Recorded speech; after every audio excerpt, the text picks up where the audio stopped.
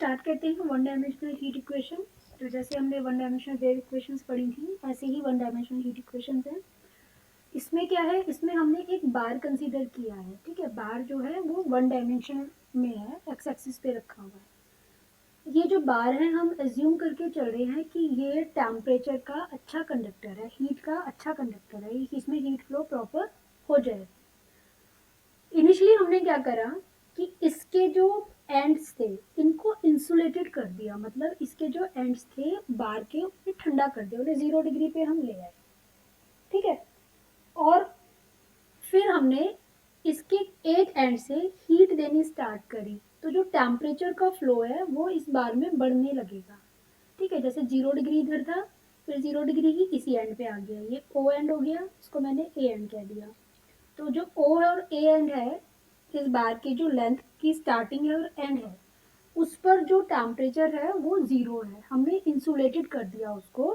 फिर हमने एक एंड से टेम्परेचर देना शुरू कर, पॉजिटिव एक्स एक्सिस पे बार के ओरिजिन से या किसी भी एंड से, दोनों में से किसी एक एंड से हमने टेम्परेचर देना शुरू कर। ठीक है, तो जो टेम्परेचर है, जो हीट है, वो फ्लो करेगी, इसमें फ्लो करना शुरू करेगी।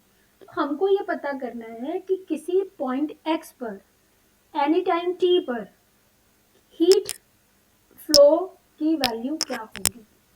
तो हमको इसमें क्या पता करना है, हमको इसमें पता करना है कि एनी बार के किसी पॉइंट एक्स पर किसी टाइम टी पर टेम्परेचर कितना होगा, हमको ये पता करना है इस वन डायमेंशनल हीट इक्वेशन की हेल्प से।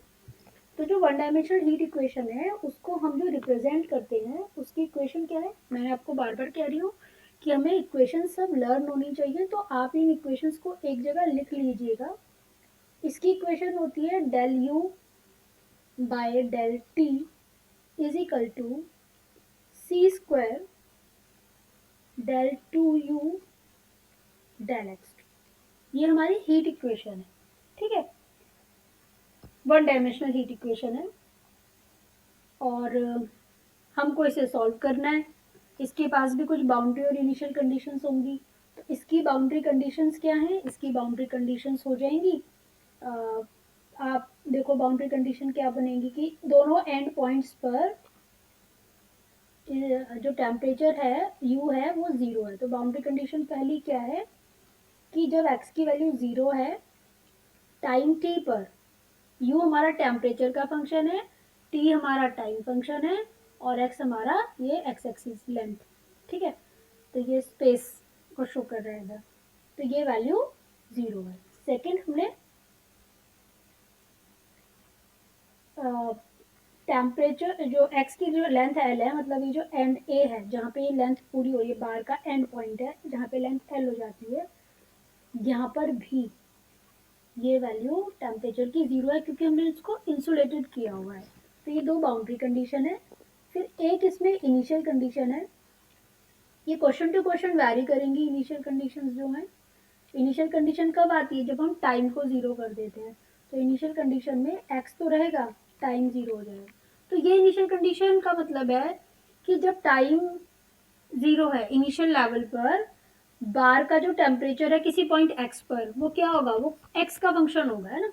तो वो फंक्शन ऑफ x होगा। ये कुछ भी आपको क्वेश्चन में मिल सकता है, साइन की टर्म्स में, कॉस की टर्म्स में, म्यू की टर्म्स में, कांस्टेंट, मतलब fx का कोई फंक्शन आपको यहाँ इनिशियल कंडीशन में मिल जाएगा। और बाउंड्री कंडीशन नहीं है हमारी, तो हमें इस इक्वेशन को सॉल्व करना है। तो जो हम सॉल्यूशन अब करेंगे वो भी हम मेथड ऑफ सेपरेशन वेरिएबल से करेंगे। तो हम सॉल्यूशन स्टार्ट करते हैं। तो सॉल्यूशन क्या है, u जो है वो x और t का फंक्शन है, वेयर हमने माना let u is equal to u x t, where x is a function of x only and t is a function of t only. t is a function of t only. ठीक है, अब हमें क्या करना है, हमें इसमें value, ये जो इक्वेशन नंबर 1 है इसमें ये वैल्यूज पुट करनी है जो हमने एजम्पशन माने हैं। तो del u by del t क्या हो जाएगा हमारे पास, del u by del t के रिस्पेक्ट में कर रहे हैं ना, तो एक्स टी डैश, और del two u, del x two की वैल्यू हो जाएगी एक्स डबल डैश टी। ठीक है, अब इनको इक्वेशन में पुट कर देंगे। Equation one will be, equation one हो जाएगी x t dash is equal to c square x x t. तो अब हमको क्या करना है, वेरिएबल को सेपरेट करना है। तो जो वेरिएबल हम सेपरेट करते हैं तो कैसे करते हैं, एक्स टी से इसको डिवाइड कर देते हैं। तो जब आप एक्स टी से डिवाइड करेंगे तो ये बनेगा एक्स एक्स डैश, देखो पहले ये वाली साइड लिख दी मैंने, ठीक, और सी स्क्वायर को हम टी के इधर ले जाएंगे, one by c square t dash by t. ये हमारी इक्वेशन आ गई है ना।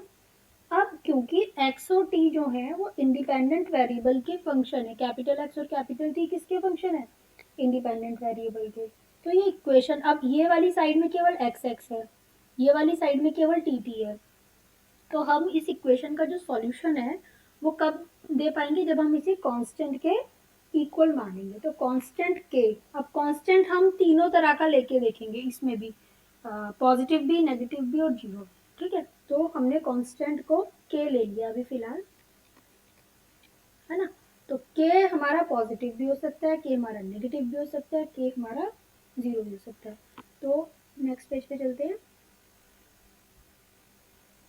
तो हम इसको इक्वेशन फॉर्म में लिख लेते हैं पहले, के से कम जो हमने कंपेयर किया, एक्स एक्स डैश माइनस के एक्स इक्वल टू जीरो। एक बार प्रीवियस पेज पे देखो आप, देखो ये था, हमने इसको के बराबर लिखा।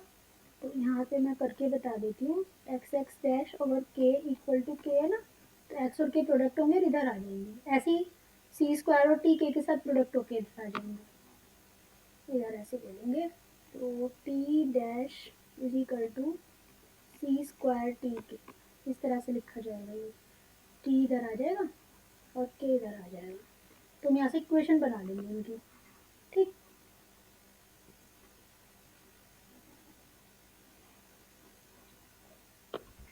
बिल्कुल उसी की तरह है जैसे हम वेव इक्वेशन के लिए सॉल्व कर रहे थे, सेम वैसा सही है। चलो नेक्स्ट, वहाँ पे हमने इक्वेशन लिख ली। तो एक इक्वेशन तो हमारी बनी एक्स डैश माइनस के एक्स इक्वल टू जीरो, और एक हमारे पास टी में बन जाएगी, टी की जो हमारी इक्वेशन है वो बन जाएगी, टी का एक ही बार क्योंकि डिफरेंशियल है, तो minus k c square t equal to zero. अब हम केसेस लेते हैं। तो पहला केस मैंने लिया, केस वन, व्हेन के इज पॉजिटिव, जब के की वैल्यू पॉजिटिव है। तो पॉजिटिव में हमने इसको के को पी स्क्वायर मान लिया। पी स्क्वायर इसलिए मान लेते हैं ताकि हमारी इक्वेशन में वो रूट वगैरह ना आए, तो पहले से हम कांस्टेंट में स्क्वायर ले लेते हैं।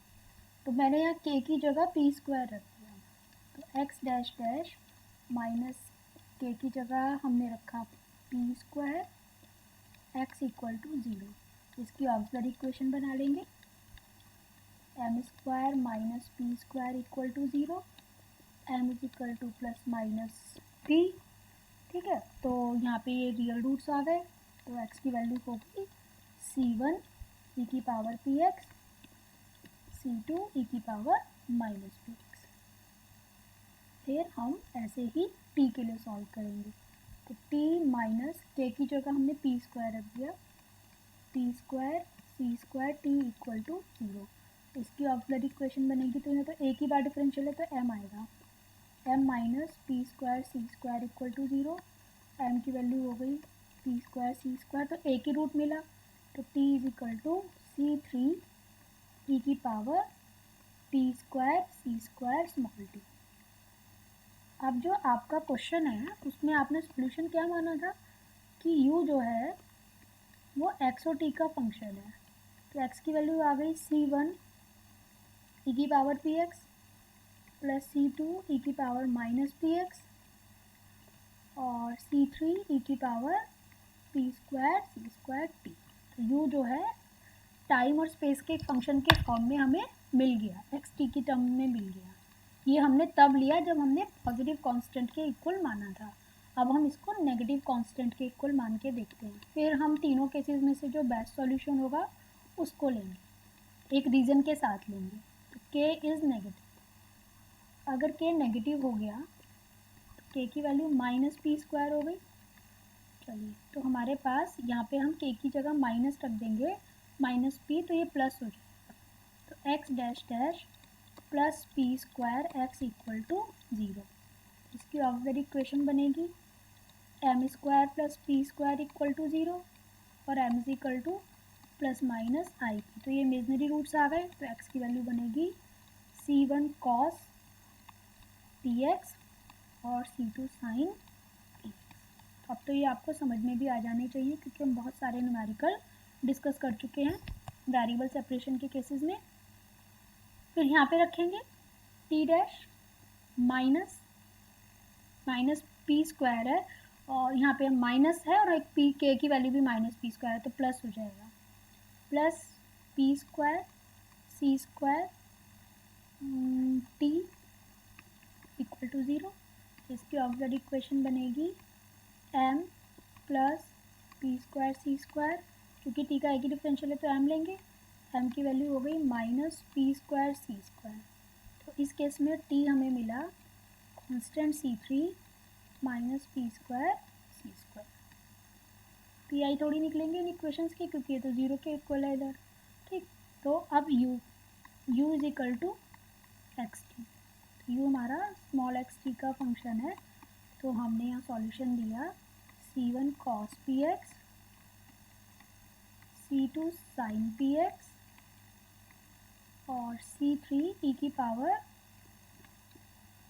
-p² c² t। तो ये दो केसेस से हमने निकाला। अब हम नेक्स्ट केस पे चलते हैं, जब हम इसको 0 मान लेंगे। तो case third, then k is 0।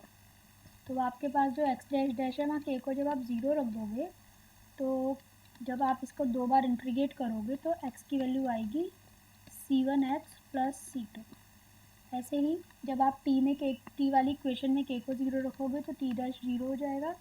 तो इंटीग्रेट करने पर इसकी वैल्यू आ जाएगी t की c3 बस कांस्टेंट c3 के बराबर आ जाएगी। ठीक है, तो इस केस में सॉल्यूशन क्या बना? इस केस में सॉल्यूशन ux t की वैल्यू आ गई c1x c2 और c3। तो ये तीन सॉल्यूशन आए। अब इन तीन सॉल्यूशन में से मुझे मोस्ट सुटेबल सॉल्यूशन लेना है। तो देखो केस 3 का जो सॉल्यूशन है, पहले यहीं से स्टार्ट कर लेते हैं। u हमारा xt का फंक्शन है, केस 3 में t आ ही नहीं रहा है, टाइम आ ही नहीं रहा है, जबकि जो टेम्परेचर फंक्शन है वो स्पेस और टाइम पे डिपेंड कर रहा है, x की वैल्यू पे भी डिपेंड कर रहा है, टाइम पे भी डिपेंड कर रहा है, लेकिन ये तो टाइम ही नहीं आ रहा है। तो ये फंक्शन हमारा कैसा हो गया? इसमें तो टाइम ही नहीं है ना। तो ये वाला सॉल्यूशन तो हम रिजेक्ट कर देंगे, क्योंकि ये नॉन जीरो, इसमें टाइम ही नहीं आ रहा है, तो फिर हमारा तो फंक्शन ही डिफाइन नहीं हो रहा, तो ये रिजेक्टेड हो जाएगा, है ना। ये फंक्शन, इसको हम रिजेक्ट कर देंगे सॉल्यूशन को, जो केस 3 का है। रिजेक्ट केस 3 सॉल्यूशन, क्योंकि ये टाइम का फंक्शन नहीं है, केवल ये x का फंक्शन है। ठीक है, अब हम प्रीवियस केसेस के सॉल्यूशंस को देखते हैं। अब आप केस 1 पे आओ। केस 1 पे आप यहाँ देखो, ठीक है, इसमें x भी आ रहा है, इसमें t भी आ रहा है, तो वो वाला रीज़न तो मैं यहाँ नहीं दूंगी कि इसमें t नहीं आ रहा है इसलिए हमने रिजेक्ट किया है। अब यहाँ पे देखो, जो टेम्परेचर है वो टाइम के साथ साथ कम होता जाता है। आप कोई गर्म चीज़ रख दो तो वो थोड़ी देर में ठंडी हो जाएगी, तो जैसे जैसे टाइम इंक्रीज़ करेगा तो टेम्परेचर जो है वो डिक्रीज़ करेगा। तो अगर मैं यहाँ पे, लेकिन देखो यहाँ पे अगर मैं टाइम की वैल्यू को बढ़ाती जाऊँगी, ठीक है, अगर मैं टाइम की वैल्यू को बढ़ाती जाऊँगी तो u की वैल्यू भी बढ़ती जाएगी, क्योंकि यहाँ पे कोई डिक्रीमेंट तो आ नहीं रहा है। तो इसका मतलब है कि अगर मैं टाइम जो है, अगर टाइम इन्फिनिटिव पे चला गया तो u भी इन्फिनिटिव पे चला जाएगा, लेकिन ऐसा नहीं होता है प्रैक्टिकली। आपको एक गर्म पानी का ग्लास रख दो थोड़ी देर, तो वो थोड़ी देर में ठंडा हो जाएगा, थोड़ी देर के लिए रख देंगे तो टेम्परेचर का क्या है कि जैसे जैसे टाइम, टेम्परेचर फंक्शन है u, टाइम फंक्शन है t, टाइम को शो कर रहा है t, तो जैसे जैसे टाइम बढ़ेगा तो टेम्परेचर को घटना है ना, टेम्परेचर डिक्रीज होगा। लेकिन इस वाले सॉल्यूशन के केस में ऐसा नहीं हो रहा, टाइम के बढ़ने पर टेम्परेचर भी बढ़ रहा है। टेम्परेचर का फ्लो कैसा हो जाता है, ठंडा होने लगता है ना।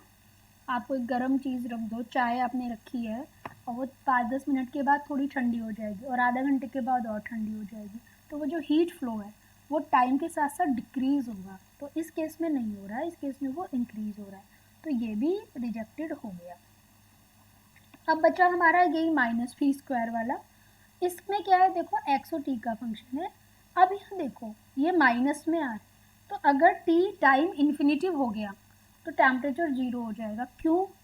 क्योंकि ई की पावर माइनस इन्फिनिटिव की वैल्यू ज़ीरो होगी। तो उस केस में देखो, तो यहाँ पे क्या है, जैसे जैसे टाइम बढ़ेगा टेम्परेचर घटेगा। तो ये हमारा मोस्ट सुटेबल सॉल्यूशन आया कि u decreases as the time t increase.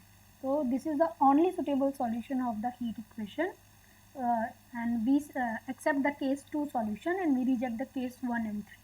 तो अब हमें सॉल्यूशन जो है वो मिल गया। तो नेक्स्ट पेज पे चलते हैं। तो मैं यहाँ लिख रही हूँ, मैंने सारे आपको रीजंस भी बता दिए। तो बेस्ट सुटेबल जो सॉल्यूशन है हीट इक्वेशन का UXT का वो क्या है, वो है C1 cos px, C2 sin px और इसको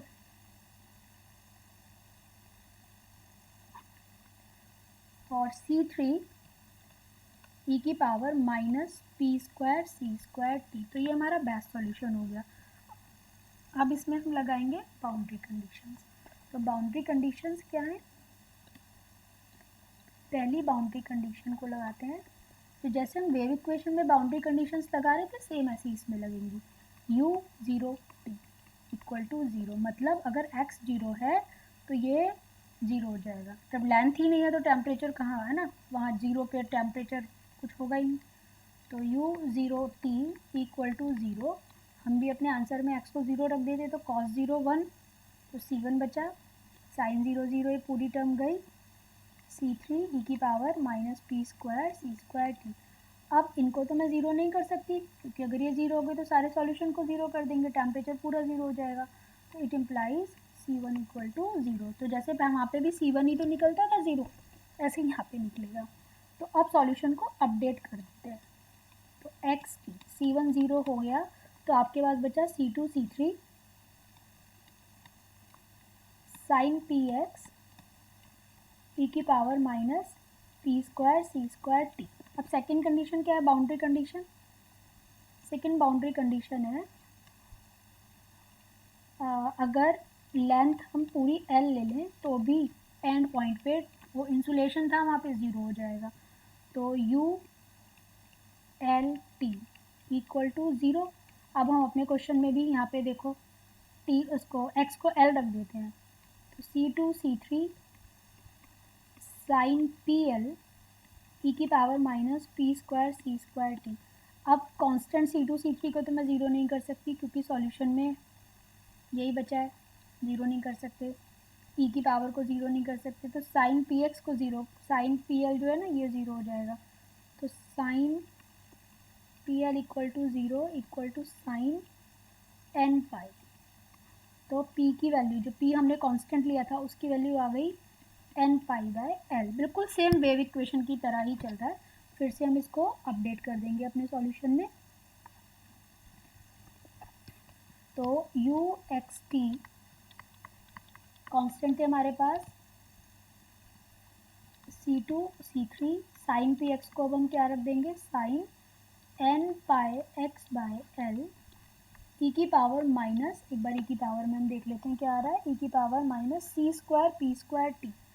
तो सी स्क्वायर तो ये रहा, पी स्क्वायर की जगह आप क्या रख सकते हो, n square pi square l square t. तो ये हमारे पास जो है सेकंड बाउंड्री कंडीशन आ गई। अब हम इनिशियल कंडीशन लगाते हैं। इनिशियल कंडीशन क्या है, इनिशियल कंडीशन इज u(x0). अब ये कोई फंक्शन ऑफ x हो सकता है, ये क्वेश्चन टू क्वेश्चन वैरी करता है, जैसे वन डायमेंशनल वेव में कर रहा था। तो हम इसमें t को 0 रख देते हैं, तो u(x0) इक्वल टू f(x), और ये जो c2 c3 है इसको भी हम क्या करेंगे, जो c2 c3 है इसको भी हम कोई कांस्टेंट ले लेते हैं, ठीक है, और इसको एक मोस्ट जनरल सॉल्यूशन में कन्वर्ट भी कर देते हैं, यही कर देते हैं जैसे वहाँ कर रहे थे। तो मोस्ट जनरल सॉल्यूशन लिख देते हैं, क्योंकि पता नहीं f(x) में कितनी टर्म्स हैं, 2 हैं, 1 है, या फिर हमें फॉरियर से कैलकुलेट करना पड़ेगा, तो मोस्ट जनरल सॉल्यूशन बना लेते हैं। तो u(xt) समेशन bn क्या है, bn को मैं यहाँ लिख देती हूँ, c2 c3 को हमने कांस्टेंट bn कह दिया। समेशन bn क्या है, n is equal to 1 to infinity, तो bn हो गया sin n pi x by l e की power minus c square n square pi square l square t। तो मोस्ट जनरल सॉल्यूशन हो गया। तो इनिशियल कंडीशन इसमें लगा देंगे मोस्ट जनरल में। तो f(x) इसने कहा है जब t 0 है तो ये f(x) के बराबर होता है। अब हम भी इसमें t को 0 कर देते हैं, तो हमारा क्या बनेगा, ये n is equal to 1 to infinity bn sin n pi x by l, और t को 0 रखने पर ये e की पावर पूरी 1 हो गई, ठीक है। तो वेयर, अब यहाँ कुछ कंपैरिजन्स का तो केस है नहीं, कंपैरिजन होता है तो कंपैरिजन का 0 to l f(x) sin n pi x by l dx। तो ये हम फूरियर कोफिशिएंट से निकाल लेंगे। तो जो फाइनल आंसर हम देंगे, जो फाइनल आंसर हमारे पास आएगा उसमें u(xt) is equal to summation n is equal to 1 to infinity, इसको आप bn कह दीजिए, an कह दीजिए, उससे कोई फ़र्क नहीं पड़ेगा, bn sin n pi x by l और e की power minus c square n square pi square over l square t। तो ये तो आ गया वेयर bn को आप बता दीजिए, ये फूरियर कोफिशिएंट है, सॉल्व करके दिखाना पड़ेगा क्वेश्चन में। 0 to l f(x) sin n pi x by l dx। तो जो भी आपको यहाँ f(x) गिवन होगा उसको आप इंटीग्रेट कर लेंगे। तो ये जो सॉल्यूशन था हमारा, ये वन डायमेंशनल हीट इक्वेशन का था, बिल्कुल वन डायमेंशनल वेव इक्वेशन के जैसा है। इसमें बल्कि एक इनिशियल कंडीशन कम है, उसमें एक इनिशियल कंडीशन हमारे पास ज़्यादा